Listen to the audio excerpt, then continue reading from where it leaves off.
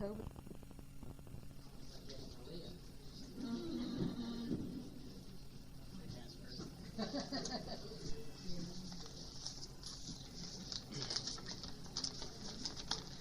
Well, good evening. Lawrence, I want to thank you and the Society on behalf of the Molot family for honoring us tonight with and giving my uncle you might say, the honor of presenting the history of the family on behalf of us all.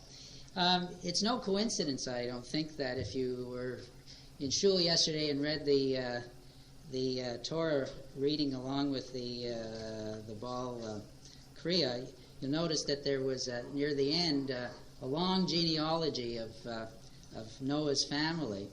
And given the fact that so many of the programs, and the program tonight is the history of a family, it just didn't seem coincidental that this should have happened. Also, I guess speaking personally in relation to that genealogical narrative in the Torah reading, something personal to me, you'll notice in it that near the end there's a description of how Terah's children were Abram, Nahor, and Haran. So, in a sense, I felt primed for tonight, knowing that my father's name was mentioned in yesterday's Torah reading. And I was thinking that even though my father and some of his and Uncle Dave's siblings and of course their parents are no longer with us tonight, that they're probably watching and listening from above and checking on Uncle Dave to make sure that his version of the story is the correct one. When Lawrence approached me, I guess I was in the springtime about this venture. This was in the Rito Bakery. It was quite a pleasant surprise, and I thought it odd that he should approach me because I knew that my Uncle Dave was a far more practiced and experienced public speaker than I am. And secondly, I thought, well, perhaps Lawrence is a little confused. He and I grew up in the glebe and probably didn't realize that, the stories, as my Uncle Elliot had mentioned, that, the real story of the city in the early years, of course, is east of Bank. I was east of Bank. You were west of Bank, Lawrence, that's true. But still, it was Lower Town and Sandy Hill, and certainly growing up in the glebe really didn't give me as a personal experience with that early history as my uncle obviously had. And thirdly, I was really the wrong generation. I mean, you want to put it a more, I assume, a more personal and first-hand tale of the story rather than someone like myself who mainly second-hand, and I'm probably just too young for the crowd tonight in any event. So the compromise was my uncle will make the presentation, we'll speak about the family, and I'll introduce him. I can't say too much about my uncle in the introduction because if I were to do so, I'd steal his thunder and much of what he's going to say tonight. But just a few personal memories that I have of him that I think will, I hope, say a little more than if I tried to go into a long description of who he is, and most of you know who he is anyways. But my first memory of Uncle Dave was immediately after the war when he and of course his wife, Aunt Lottie, whom I of course had never met, and their daughter and Aunt Lottie's parents moved into an apartment right above my grandparents on Heaney Street. He came back in 1945. I was 6 years old, but I do remember that. All the activity surrounding his moving in, or their moving in, above my grandparents. Another memory I have, which is a little, should we say, inconsistent with my reference to the Torah portion, was the number of times that I went to Saturday afternoon Rough Rider games. Unfortunately, there was no Sunday sports in those days, as you remember. The family had 6 seats, a row of 6 seats in the north stands, the covered stands. In fact, I don't even know whether there were any stands on the other side at the time. But there was the 3 older members of the family, my father, Uncle Rube, and Uncle Dave, and then the three younger boys, myself and Mark and Michael, my Uncle Rube's sons. What I remember particularly was that the three of us, the three younger boys, would always try to sit upwind of the three older men, because there were these big cigars that were smoked throughout the whole game. Starting, as I recall, in the early days, they started, in the cheap brands, House of Lords, moved up to Simon, Statesman, and ultimately ended up with Ray's. But I do remember that vividly. And lastly, I remember working in the drugstores. I worked at most of the drugstores, the Christmas vacation period, summer times. But I worked probably more time at 580 Rito, where, of course, Uncle Dave was the manager. And I worked in the pharmacy, and I worked in the snack bar. And that's where I learned my sandwich making skills, which are still used today in preparing lunches for myself and my wife, now that the kids have moved on. And what I have a special memory of that was that Uncle Dave was, always a very active person. You know as well as I. I mean, he was very active, always running off to B'nai B'rith meetings, always running off to Kiwanis meetings, never missing a golf game. The Gatineau and then the Rito View.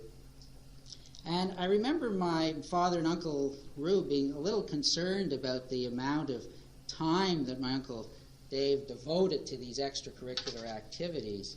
But on a more serious note, what I remember also very strongly is that these concerns, if I can put it in a very mild sort of manner, never seemed to come between the brothers. There were very strong emotional ties that bound them all together, and a lesson that I still hold dear is that this mutual respect and mutual affection that they all had for one another, demonstrated that, the importance of human and family relationships. That importance is really more important than almost anything else. And with that brief introduction, at least I hope it was brief, I'd like to now present you present Giant Molot, who will speak to you about the family.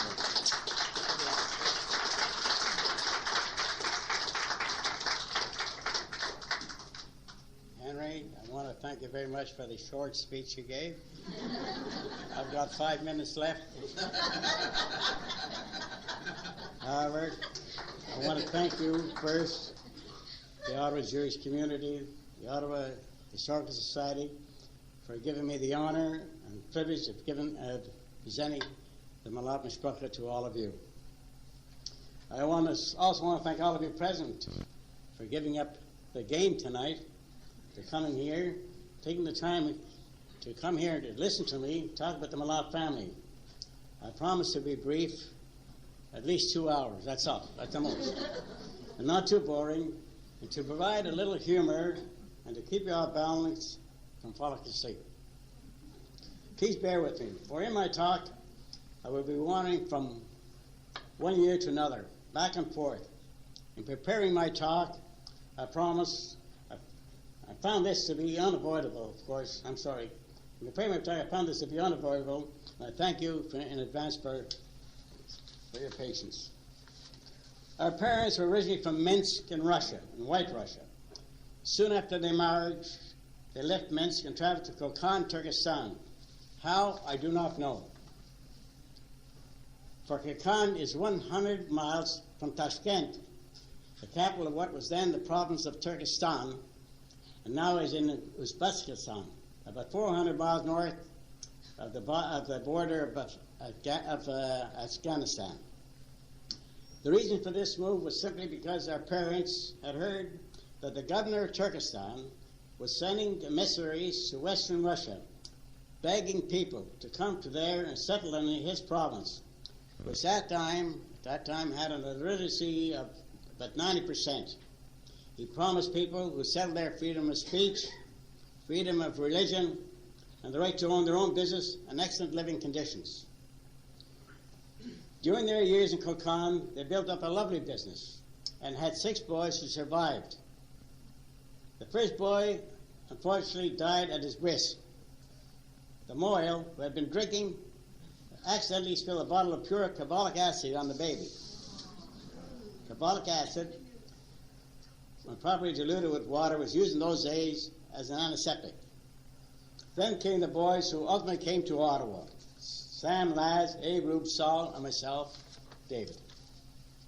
At about the time I was born, in October 1912, the well-educated and beloved governor of Turkestan passed away, and his cousin was appointed in his place. As a result, the dramatically changed, life dramatically changed for the worse. This new governor was an old-time version of Hitler and Stalin. He immediately began to pick on the Jewish population. He prohibited religious prayers and imposed other restrictions to the Jews, including that they could no longer own their property and businesses unless they converted to Christianity. Our father, even then, being a very outspoken man, soon landed in jail. After his release, he immediately began to prepare to leave Russia. He had a half-brother in New York and a cousin in Ottawa. Fortunately, very fortunately, he chose Ottawa, where his cousin Jacob Rubin, who had married a member of the local Kopel Mishpacha and had left Russia only a few months earlier, had come to settle here in Ottawa.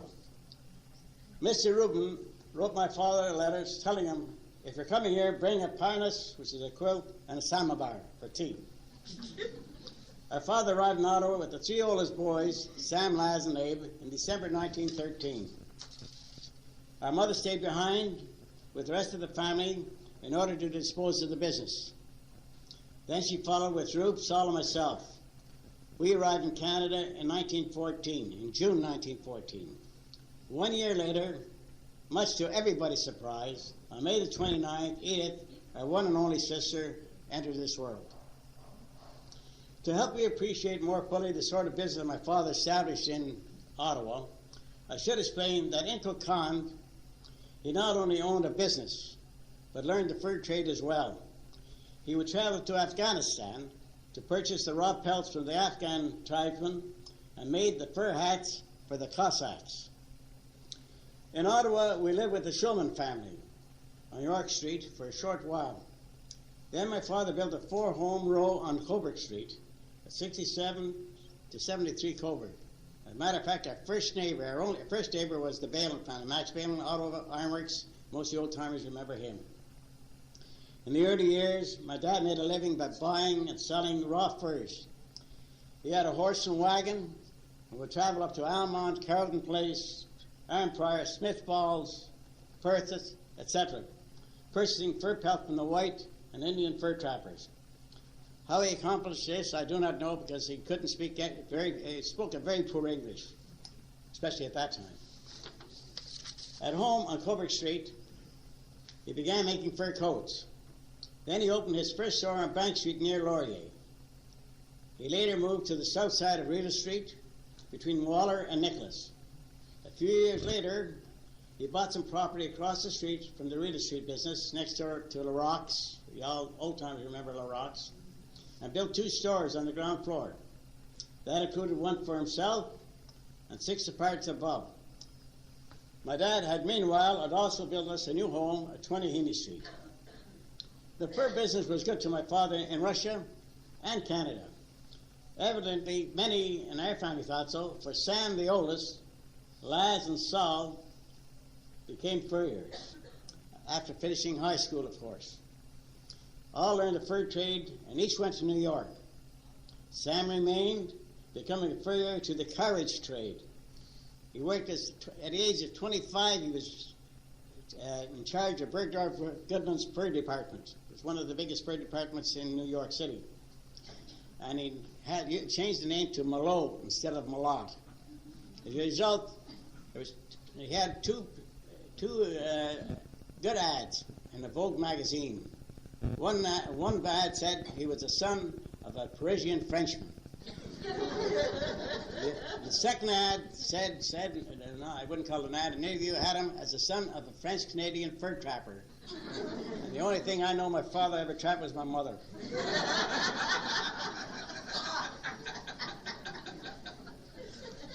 As and saw, as I said, returned to Ottawa and finally took over my dad's business on Reedy Street.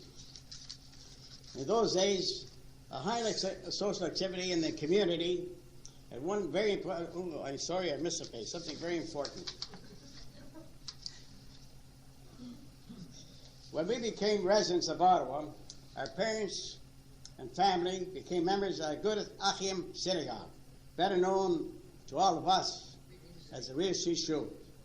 The shul, of course, had monthly meetings, which was in those days a very important day, very important, and it was the highlight of the social activity in the community. At one very important meeting, there was a discussion regarding one of the kosher butchers in town. There must have been 5 kosher butchers in Ottawa at that time, and 4 of the butchers claimed that the 5th butcher had been doing something forbidden on Shabbos and should therefore lose his kosher license, so they would get more customers. After much arguing, my dad got up, and as I said, he was very outspoken. My dad got up and said, if this is the case, then this shul should have a new president, because according to the Constitution, the president must not be able to work and was not allowed to work on Shabbos. 3 days later, the shul board advised my dad that he was suspended from 3 shul meetings for insulting the president. As a result of the butcher uproar, my father's punishment, at least 20 to 25 members resigned from Agudas Achim. First, they held meetings at our home on Henry Street.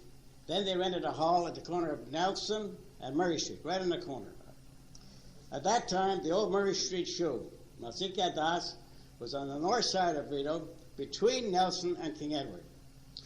Not long after, in 1927 only, Mazik Yadas decided to build a new and larger shul at the corner of Murray and King Edward.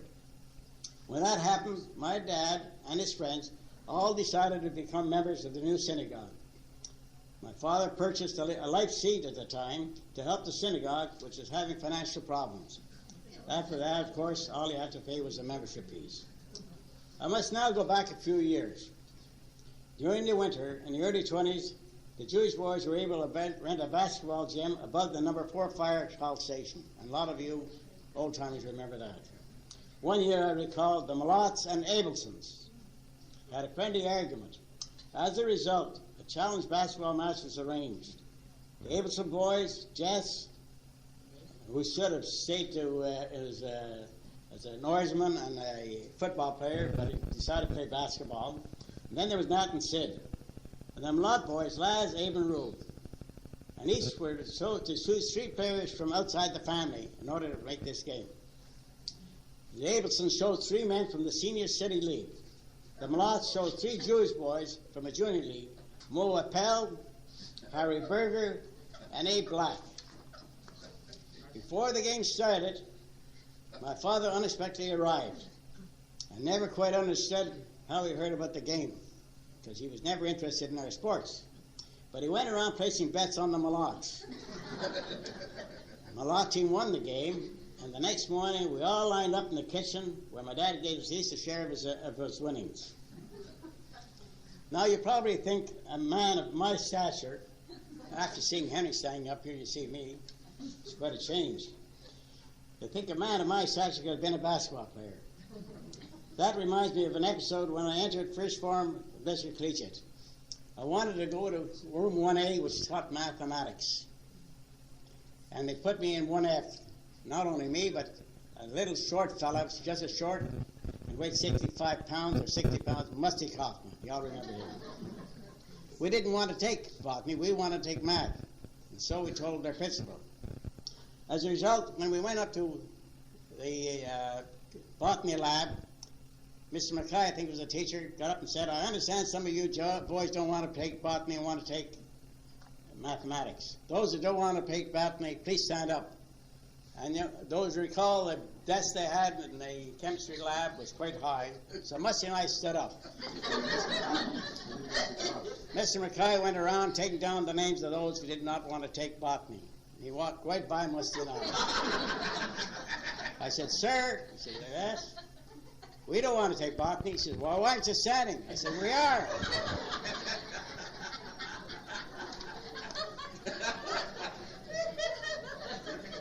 While I'm on the subject of basketball, let me tell you another story. This one about Laz. Laz, who was an excellent boxer and basketball player. He was a mainstay for the Jewish basketball team in the Senior City League, whose players also included Phil Horwitz, Harold Pearl, Ralph Pearl, Sam Goldberg, Abe Miller, and Mo Abramovich, an import from Montreal. The team won the championship in Ottawa, and then they had to go to Montreal to play against the Montreal team. From what I remember being told, even at my young age, the Montrealers had done an excellent job of waxing the floor of the basketball court. They did such a good job that the Ottawa boys stood all over the floor. The Montreal players had put resin on the soles of their running shoes to prevent sliding. Result, Ottawa had a disastrous defeat. Now, during our high school days, Abe, Rube, Sol, and I worked as delivery boys at Aiken's Drugstore, corner Charlotte and Rideau, 580 Rideau Street. We'd work at night from 6 p.m. to 11 p.m. in order to have some spending money. The pay was 50 cents per night. In the summer, of course, we were able to use a bicycle. In the winter, we had to walk. And in those days, for delivering, it could be delivery from a 3-cent stamp up to a $3 prescription. And walking in the snow, you know, they don't clean the streets like they do today. When you walk, especially being short like me, the snow would be up to my knees. Abe and Rube both attended the University of Toronto. After finishing their pharmacy apprenticeship at Aiken's Drugstore at the corner of Rideau and Charlotte, Abe had already spent 1 year at McGill and then decided to join Rube in becoming a pharmacist. They graduated in 1932, Abe receiving the class gold medal. He left McGill. Oh, this is a story I must mention. An interesting aspect of Abe's transfer from McGill came to my mind many years later, about 48 years later. In 1980, before we sold out, of course, I received a phone call from a Gentile chap called Lyle Ashley, who had gone to school with Abe in high school and also had gone to McGill. And he said to me, do you know why? Abe ever tell you why he missed going out? McGill only went to 1 year. And I said, no, I never asked him. He said, I'll tell you right now. Abe was a very clever boy, and the reason why he never got to McGill, never got back to go to McGill, because they had a Jewish quota, and that's why he was not readmitted. That is why I must mention that Abe changed his mind, had to change his mind, and he decided to go to pharmacy. I must mention in the pre-war years, to obtain a degree, it was first necessary to serve a 3-year apprenticeship in a pharmacy. You worked before you went to university, after completing high school, of course. After the apprenticeship period, one went on to the University of Toronto for 2 years, where at the end of that process, one received a bachelor's degree in pharmacy, plus a pharmacy degree in science, which enabled the graduate to open a pharmacy in Ontario. Now, times were tough, especially in those days. This is 1932 when they graduated. However, Abe managed to find a job at a pharmacy on Wellington Street, while Rube, unfortunately, could not find any work at all. So in April 1933, he decided to up his own pharmacy at 480 Rideau Street, just near the corner of Augusta. In 1933, I was in Montreal, trying to get a job, any kind of work, but it's very difficult. I was staying at the YMCA and paying about 25, 35 cents a night. When Rube called me to come back to Ottawa to serve my apprenticeship with him in his new pharmacy, for once I used my brains. I took his advice, and this was in April 1933. Matter of fact, when Rube, I must mention here, this business wasn't so good at the start when Rube opened up. I had a little note here which told us to remind me, and remind you, and a lot of you would remember, we had to install a lending library in the drugstore. He purchased books quite cheaply, of course, rented them out for 2 cents a day. Now, if we could have had the books that we sell today with all that porno stuff, we could have got 25 cents a day. We did more business with the library than we did with the prescriptions. For the first 2 years, Then the pharmacy portion really improved, and we were able to get rid of the lending library. When I was apprentice for Rube, I remember Tampax came on the market. I remember a young woman come into the pharmacy and claimed the product was no good. A lot of you are laughing. A lot of them know the story ahead of time. She complained that after inserting the product, it hurt her to sit down. In discussing the problem with her, I found out she was inserting the Tampax without removing the cardboard container.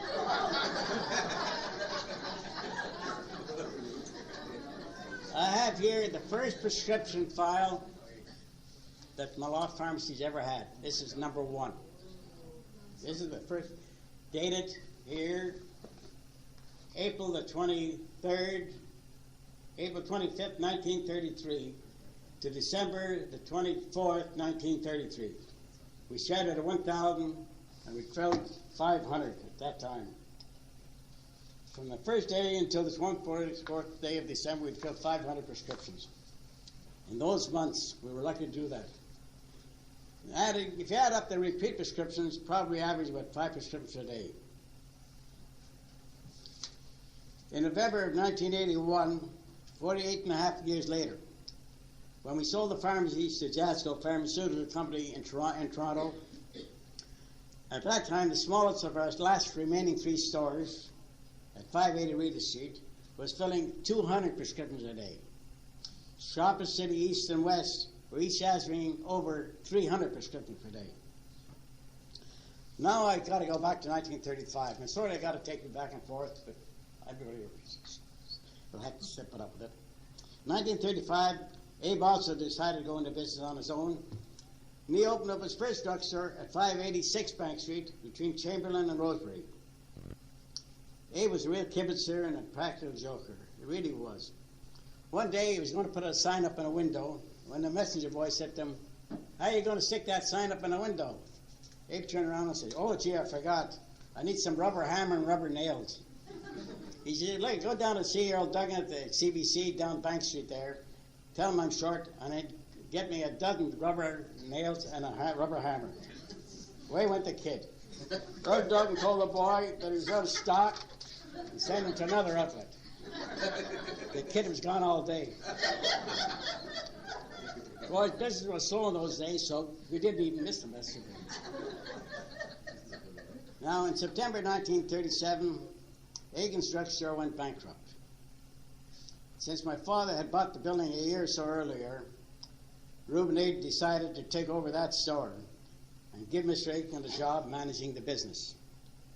He had the pharmacy renovated and restocked, hoping that this particular store that had been a pharmacy for over 50 years, had been a pharmacy at that particular spot, would be a success once again.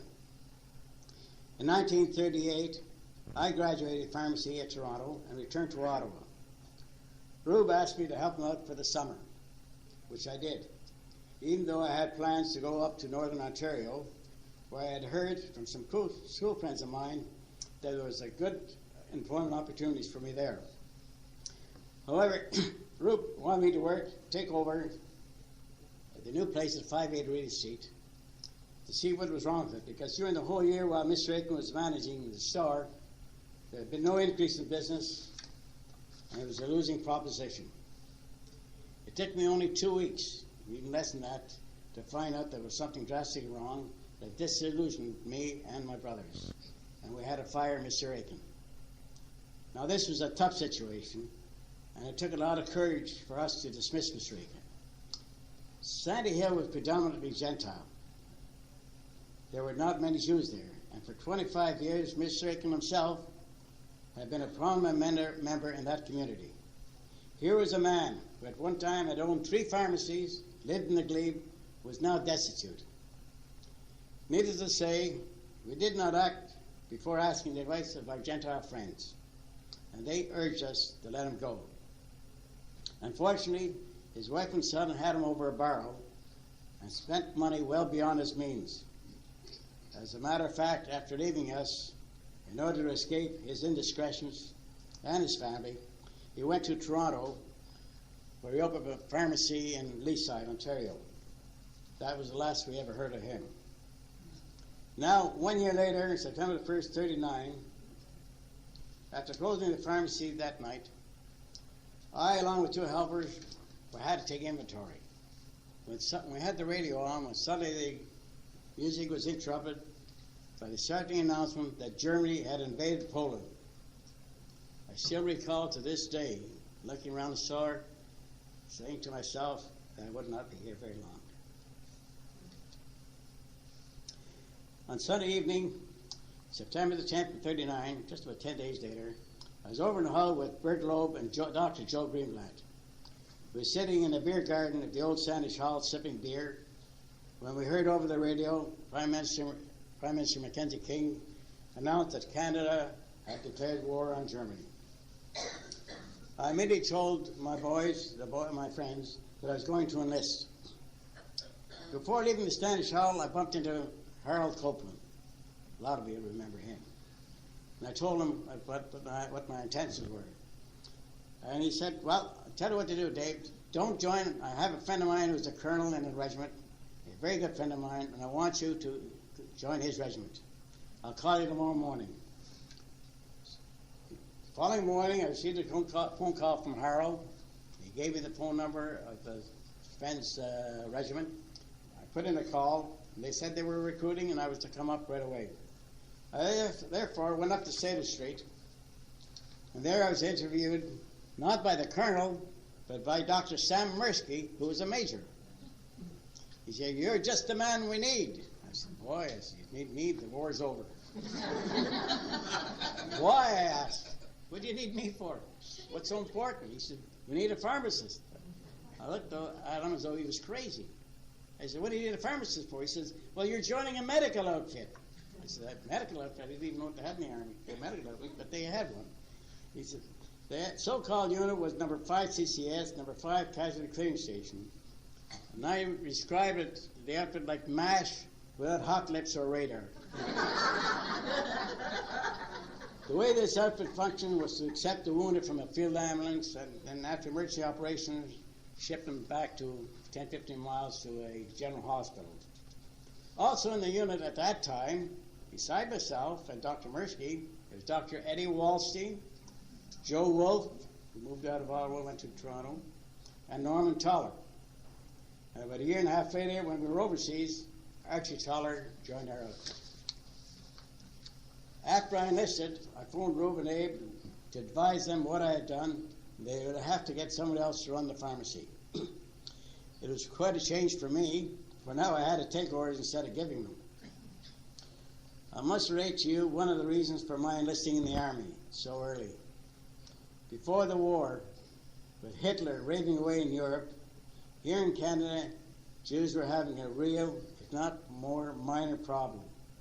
In the summer of 1938 or 39, I just cannot remember, there was an anti-Semitic Frenchman over in Hull, whose name, I believe, I stand to be corrected, a man named Tissot. He would send, at night, he would send the hoodlums over from Hull. They would paint swastika stores here in Ottawa, over the stores owned by Jewish people. I also recall going one night to a meeting at Dr. Sam Mirsky's office. There were 8 Jewish boys there. The purpose of the meeting was to try and find out who these hoodlums were. For about 2 weeks at night, we would travel around the shopping areas in cars, carrying baseball bats, hoping to find these hoodlums, these anti-Semites. Unfortunately, or otherwise, we never did locate them.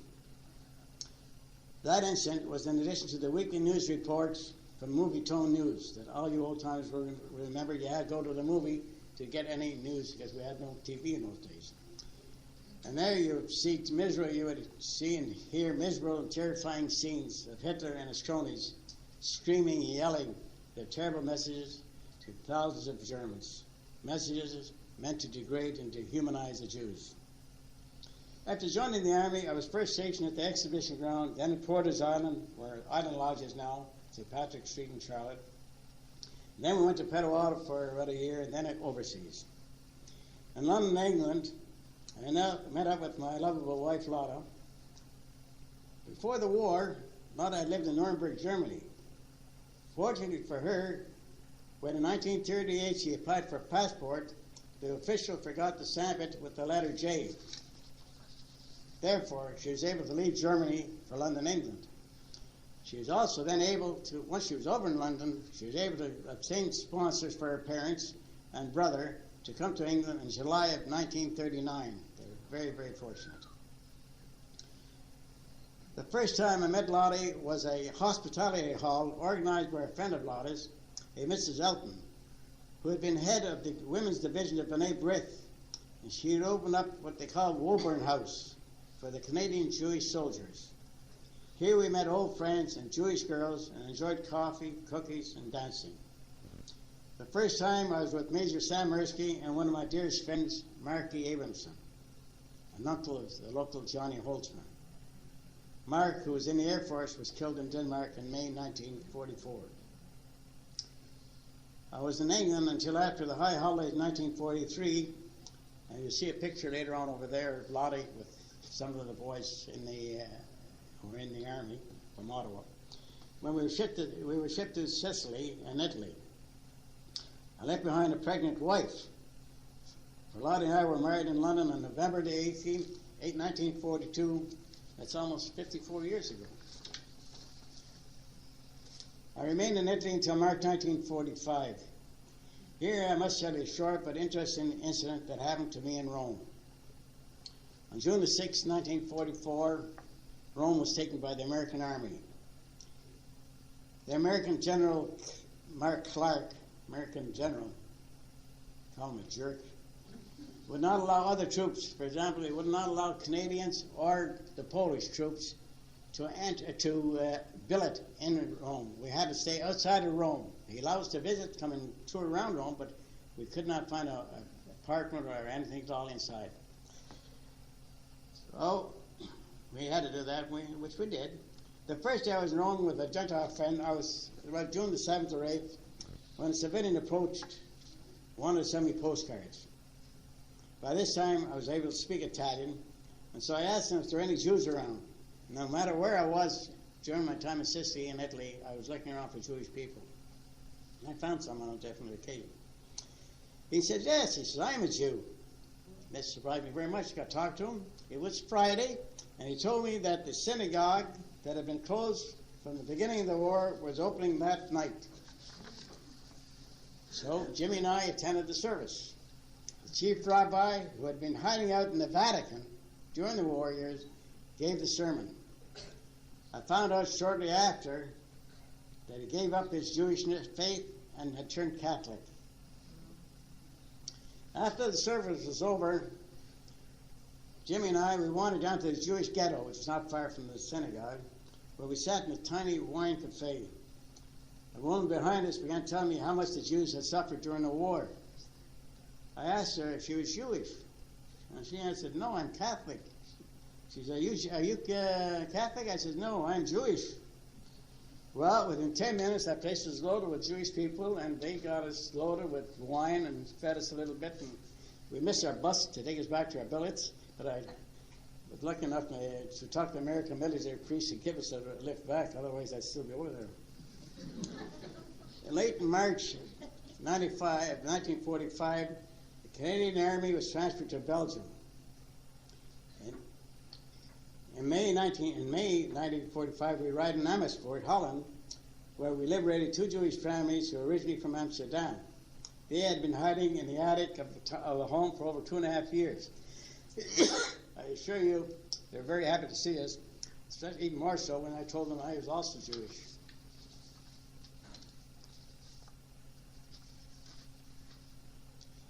Now, first I must mention when we got up to Belgium, I managed to get a week's leave to go up and meet Lottie for the first time in, I don't know, for almost 2 years, and to see my daughter for the first time.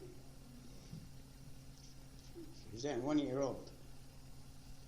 I was lucky enough to be able to return to Canada in August 1945 and be finally discharged from the Army and return to civilian life. And that was wonderful. At first, I did not want to return to the pharmacy. I recall that in the pre-war years, I had to open the store at 8 in the morning and only close it till after 11 at night. I hope to be able to spend more time with my wife and child. However, Reuben Abe convinced me that times have changed. However, it's now very, very different. It's only from 9 in the morning to 9 at night. So early September 1945, I went back to work in the drugstore, taking over the old store once again at 580 Rita Street. In December of 1946, we lost our dad. My mother now took over as the head of the Molot clan, and we decided we're going to sit together and pool all our resources from ourselves, from the estate left behind by our father. First, we sold our holdings on Clover Street, which included the original 4 housing row and a 3-unit row that he bought later on. I must now relate some aspects of the family. You know, a family of 6 boys in the family, you're always going to have some kind of arguments. And even the one sister. I guarantee you this, when we had an argument, which we did, it was all over with 5 or 10 minutes. We had an argument, and maybe 15 minutes later I got a phone call. Did you hear this one? Beautiful story. And that's the way we've been all our lives. As many of you know, Rube was an excellent athlete at high school. He held a track record for quite a long time for the 100-yard dash. Was an excellent boxer, an exceptionally good basketball player. Years later, in 1947, he coached the Otto Benet intermediate basketball team. It was such a good team that it defeated Montreal and won in the semifinals in Moncton, New Brunswick. And then it advanced to the Canadian finals at New Waterford, Cape Breton. Unfortunately, it lost out in the 2-game series by only 2 points. In April 1953, we decided to tear down the pharmacy at 580 Rita Street. You can all see pictures of that, what that thing looked like on a steel table in the back there. We replaced it with an office building and put in a new drugstore. But first, the plan was first to put a building all around the old store by excavating all around it. And that way, then when that was finished, I would move in that new section, and then they would tear down the old one, and I'd put that up, and I would go back in the corner. But the craziest part of it all was that the stupid man who did doing the construction work forgot to shore up the old foundation of the old store, and it all caved in. You can all see a picture of that result in the paper and the tape back there too. So for 9 months I was out of business. So I moved in with Ruth for the 9 months.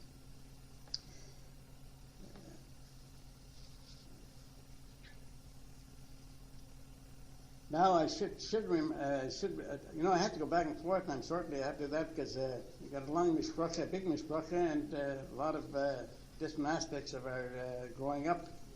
During the 9 months, I worked at Rube at 460 Rito, and the reason why I'm saying that is I forgot to mention that in 1940 they decided to move out where they had been at 480 Rito. They bought this lot at 460 Rito and put up a store and a 2-story building, and two apartments above, and Rube's store was down below. And Rube and his family moved into one of the apartments. In late December 1953, when that 5-story building was completed, the new drugstore was finished, I returned to my old location. In 1954, not long after, we decided to close down 460 Rito Street. We were too close, and Rube and I joined together at 580 Rita Street. A few years later, the Molot family purchased property on Carson Street at the corner of McLaren. There we constructed a 90-unit apartment building, and I recall how Rube and my sister Edith arrived at the name of the apartment building using the names of all the Molots: Sam, Abe, Dave, Laz, Edith, Ruth, Saul, and they called it Sadlers. It's still called Sadlers to this day.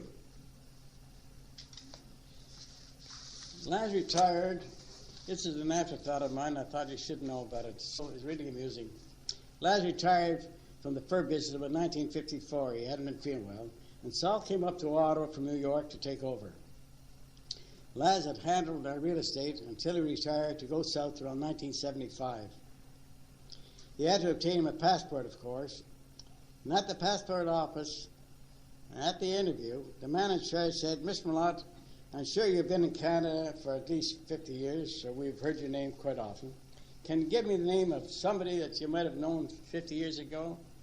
And I said, "Yes." I said, "I remember Rabbi Berger." Never heard of him. "Well, there was a Rabbi Mirsky." Never heard of him. Then I said, "Gee, I recall Father Miron."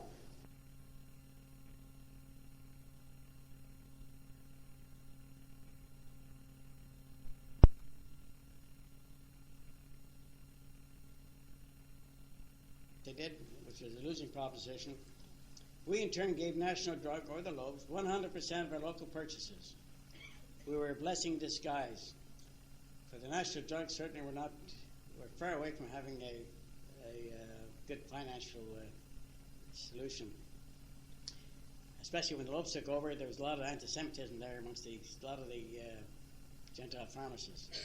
However, all I can say is that we were able to return the favor in some way to the Lobes, and we thank them very much for this. After Abe took over the MacArthur Plaza store, we sold out the Banksy store, which 3 years later became and still remains a Christian Bible bookstore. We concentrated on the 5 remaining stores, later selling each in turn as years went by. First the Manor Park store, then 1 year later the pharmacy at MacArthur Plaza, to one of our old-time managers who had been with us since he graduated. As a matter of fact, his son, who also became a pharmacist, is its present owner. And what of the remaining old pharmacy at 580 Rideau? At the time we constructed the office building and the new store, the closest restaurant to the pharmacy was Imbro's famous Italian restaurant. Now, we had an office building, and there was someplace they had to go, except for just lunch or something. So we decided to put in a snack bar, and which we did, putting in a small restaurant and in the rear of the pharmacy with 26 stools and 4 booths. I tell you right now, I did more business that first year than I did 15 years later when I closed the snack bar up, when I had renovated the pharmacy for the 5th and last time.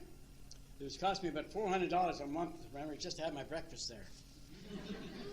The reason is within 1 year, now there'd never been any type of eating place in that area at all, but after I opened up that place, with 1 year of opening the new pharmacy at Snack Bar in 1953, 6 small restaurants had opened between me and Imbro's. By the time I closed up the Snack Bar 15 years later, there were 13 small restaurants in that area. And I remember the Imbro's that gave me hell. They were good friends of mine. They gave me hell for, "You got no business going to my business." I told them, "Don't worry, we're selling Jewish spaghetti, not Italian spaghetti." Shopping City West created a whole new concept for Molot pharmacies and for Ottawa.